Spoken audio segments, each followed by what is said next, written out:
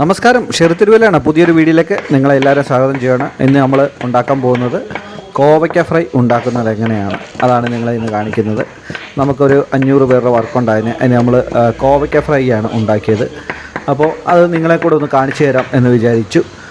അപ്പോൾ നിങ്ങൾക്കൊക്കെ വീട്ടിൽ പെട്ടെന്ന് ചെയ്യാൻ പറ്റിയ ഒരു അടിപൊളി ഐറ്റമാണ്. ഒന്ന് ട്രൈ ചെയ്ത് നോക്കുക. അതിനുശേഷം ഇതിൻ്റെ അഭിപ്രായം, ടേസ്റ്റും കാര്യങ്ങളൊക്കെ എങ്ങനെയുണ്ടെന്ന് നിങ്ങളുടെ അഭിപ്രായം കമൻറ്റായിട്ട് ചെയ്യണം. അപ്പോൾ ഇത് ഉണ്ടാക്കുന്നത് നിസാരണനാണ്.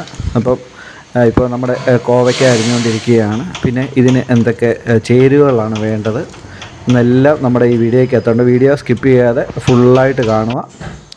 ഇപ്പോൾ നമ്മുടെ കോവയ്ക്ക അരിഞ്ഞു വെച്ചിരിക്കുകയാണ്. അതിലേക്ക് നമ്മൾ ആദ്യമേ ചേർക്കുന്നത് മഞ്ഞൾപ്പൊടിയാണ്. മഞ്ഞൾപ്പൊടി, അതിനുശേഷം മുളക് പൊടിയൊക്കെ ഒത്തിരി ഒന്നും ആവാൻ പാടില്ല, ആവശ്യത്തിനാണ്. അതുപോലെ തന്നെ കോൺഫ്ലവർ, പിന്നെ നമ്മൾ ഉപ്പ് ചേർക്കുന്നുണ്ട്. അതുപോലെ തന്നെ ഇത് അരിപ്പൊടി. ഇത്ര ഐറ്റങ്ങളാണ് ഇതിൻ്റെ അകത്ത് ചേർക്കുന്നത്. എന്നിട്ട് നല്ലപോലെ ഒന്ന് ഇളക്കി കൊടുക്കുക. അത് അരിപ്പൊടിയാണ്. അരിപ്പൊടി ഇട്ടതിന് ശേഷം, ഇത്ര ഐറ്റം ഇട്ടതിന് ശേഷം നല്ലപോലെ ഒന്ന് ഇളക്കി കൊടുക്കുക. ഇളക്കി കൊടുത്തതിന് ശേഷം നമ്മളൊന്ന് കുറച്ച് നേരം അവിടെ ഒന്ന് വെക്കുക. വെച്ച് കഴിയുമ്പോഴേക്കും അകത്ത് നിന്നുള്ള വെള്ളമെല്ലാം ഇറങ്ങി അകത്തെ ഈ നമ്മൾ ഇതെല്ലാം ഒന്ന് നല്ലപോലെ ഒന്ന് പിടിക്കും.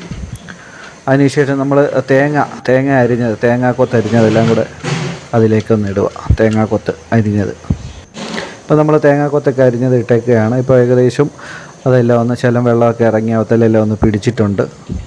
അതിനുശേഷം നമ്മൾ നല്ല തിളച്ച എണ്ണയിലേക്ക് ഇപ്പോൾ ജസ്റ്റ് ഒന്ന് നമ്മൾ ഇട്ട് നോക്കുകയാണ് എണ്ണ തിളച്ചോ ഇല്ലെന്ന്. ഇപ്പോൾ ഏകദേശം എണ്ണ തിളച്ചിട്ടുണ്ട്.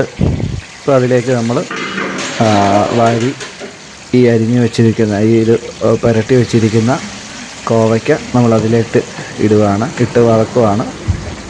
ഇതിന് പിന്നെ നമ്മൾ കോരാൻ സമയത്ത് നമ്മൾ വറ്റലമുളകും അതുപോലെ തന്നെ പച്ചമുളക് കീറിയതും കരിവേപ്പില ഇട്ട് കോരി അങ്ങ് എടുക്കുകയാണ്. ഇത്ര ഐറ്റങ്ങളാണ് നമ്മൾ ഈ കോവയ്ക്ക ഫ്രൈക്കകത്ത് ചേർക്കുന്നത്. അപ്പോൾ നിങ്ങളെല്ലാം ഒന്ന് വീട്ടിലൊന്ന് ട്രൈ ചെയ്ത് നോക്കണം. എങ്ങനെ ഉണ്ടെന്ന് നിങ്ങളുടെ അഭിപ്രായങ്ങൾ കമൻറ്റായിട്ട് ഇടണം കേട്ടോ, നമ്മുടെ വീഡിയോ കാണുന്നവർ.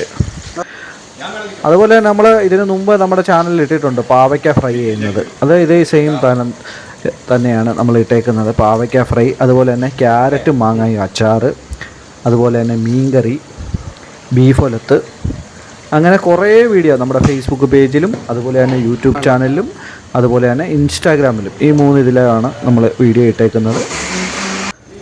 അപ്പോൾ ഇന്ന് നമ്മൾ ഒരു 500 പേരുടെ വർക്കായിരുന്നു. ഇപ്പം തൊട്ടടുത്ത് തന്നെ ചിക്കൻ വറക്കുന്നു. അതുപോലെ തന്നെ അടപ്രഥമൻ ഉണ്ടാക്കിക്കൊണ്ടിരിക്കുകയാണ്. അതുപോലെ തന്നെ ബീഫ് ഒലത്ത്, അങ്ങനെ എല്ലാം നടക്കുന്നുണ്ട്. ഇപ്പോൾ ഏകദേശം ഒന്ന് കോവയ്ക്ക മൂത്ത് വന്നിരിക്കുകയാണ്.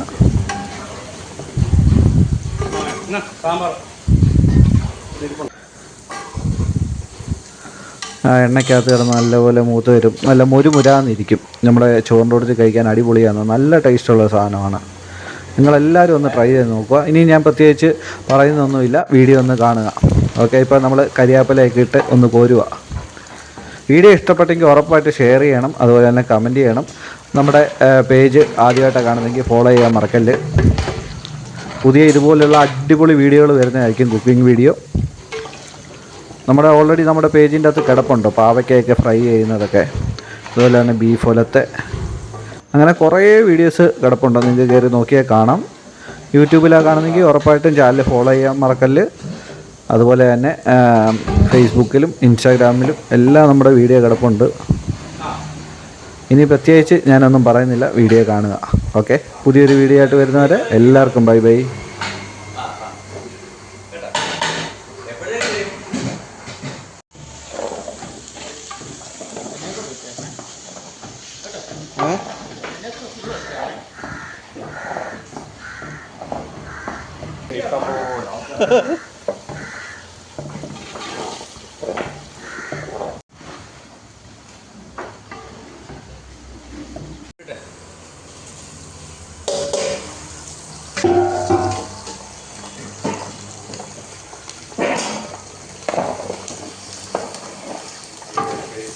അതില്ല വേഷം അത്